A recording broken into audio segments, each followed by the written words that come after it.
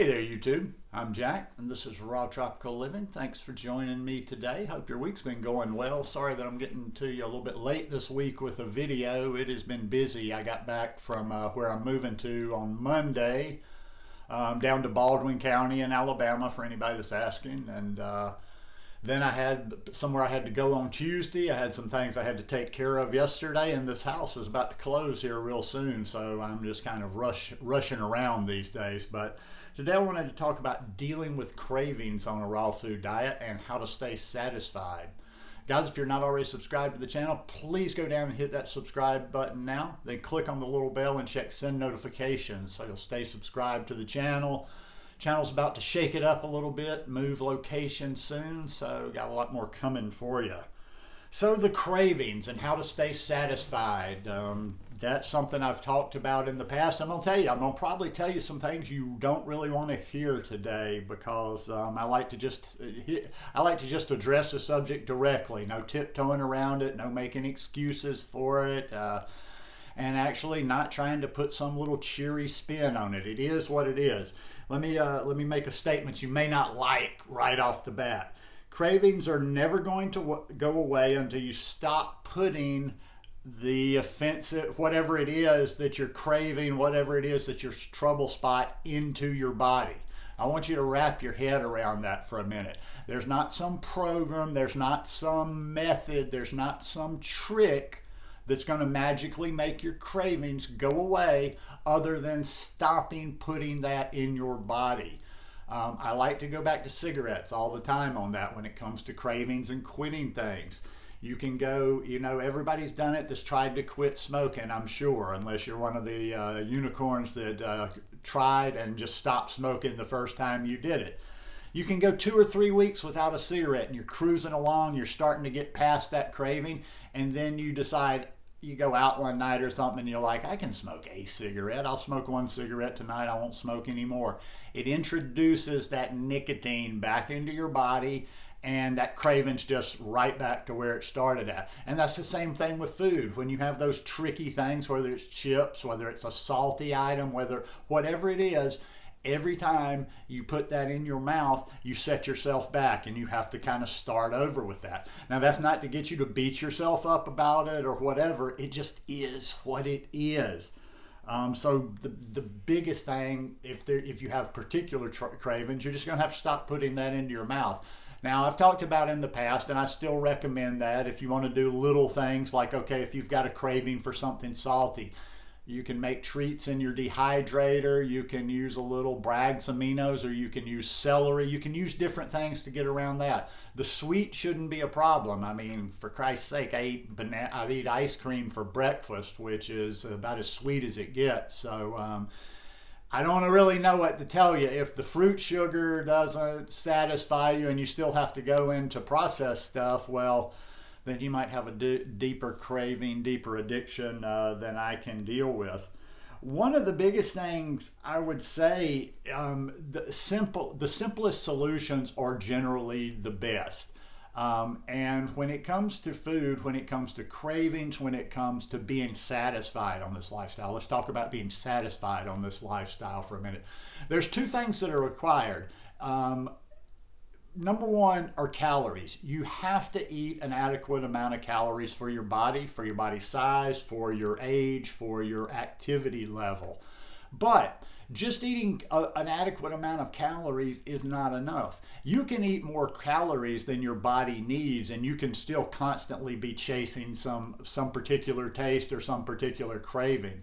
And why is that? Because besides just fulfilling our caloric need, the volume of food that we need to take in, you also have to feed your nutritional needs.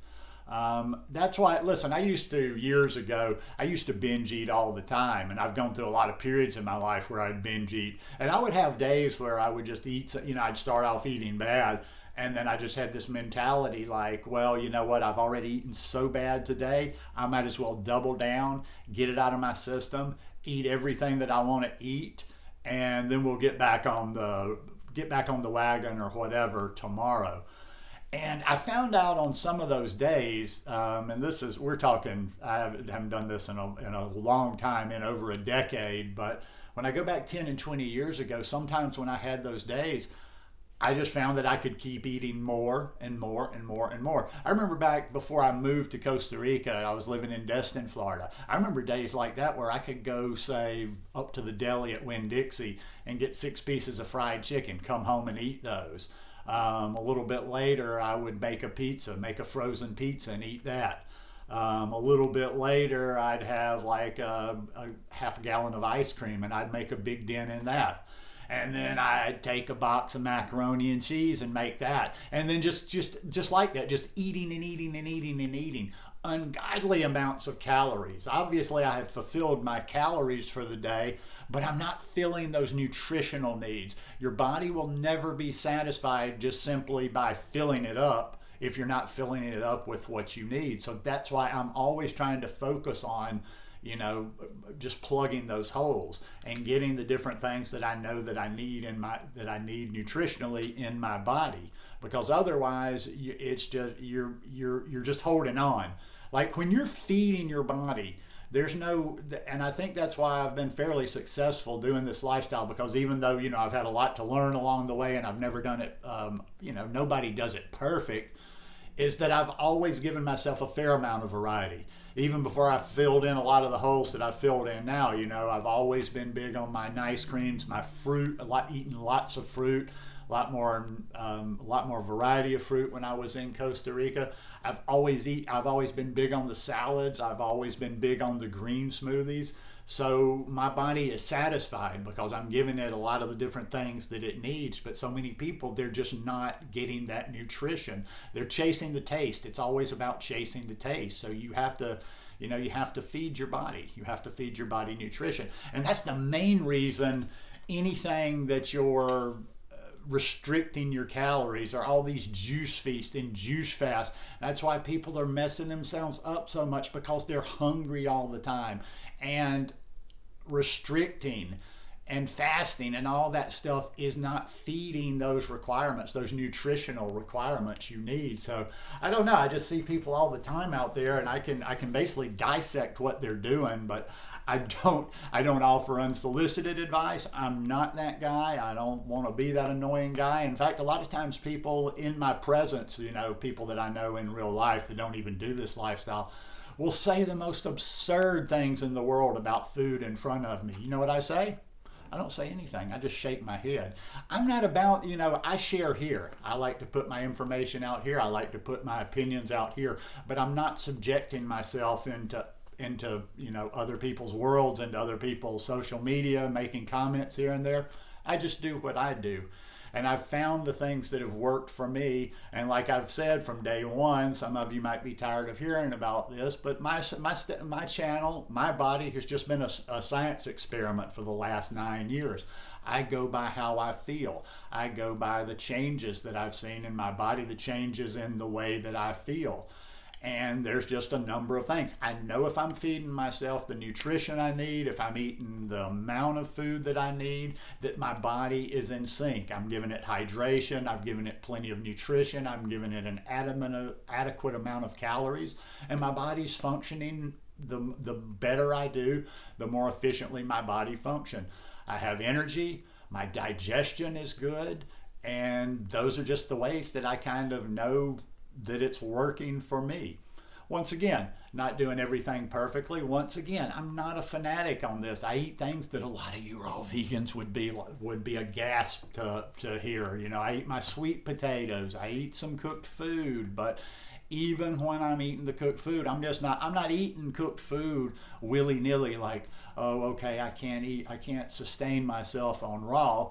Most of the time I'm just eating some cooked just to keep the calories on. But even when I'm eating cooked food, I'm making nutritional choices. I'm not just saying, okay, I'm eating cooked food tonight. Any cooked food will do. So I'm going to keep this one a little bit shorter today, but just think about every time you open your mouth, every time you put a bite of food into your mouth, what kind of nutrition am I putting in there? Am I getting the maximum out of the food that I'm eating right now? Could I get better nutrition? Just be real. Be real with yourself about that. But like I say, if you are having a problem with a particular food, the sooner you just gut it out, the sooner and you can crowd it out if you're doing these things, if you're feeding yourself an adequate amount of food and the right types of food, these cravings won't be as overwhelming for you. But just do whatever you got to do. Whatever that trouble food is, just keep it out of your mouth long enough, and each day that craving will go down a little bit more, a little bit more, a little bit more. But in the end, if that's just my philosophy. You can find a lot of other people out there that say different things, but you've got to eat. You've got to eat. And if you're just going around unsatisfied all the time, you're just going to hang on.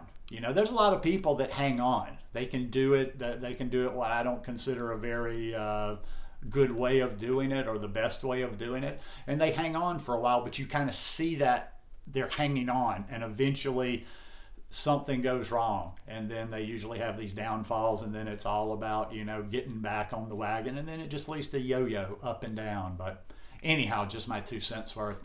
Hope you guys enjoyed this video today. If you like it, please give me a thumbs up, and I might squeeze another one in tomorrow. If not, I'll do one Saturday for you. Have a great day. Peace.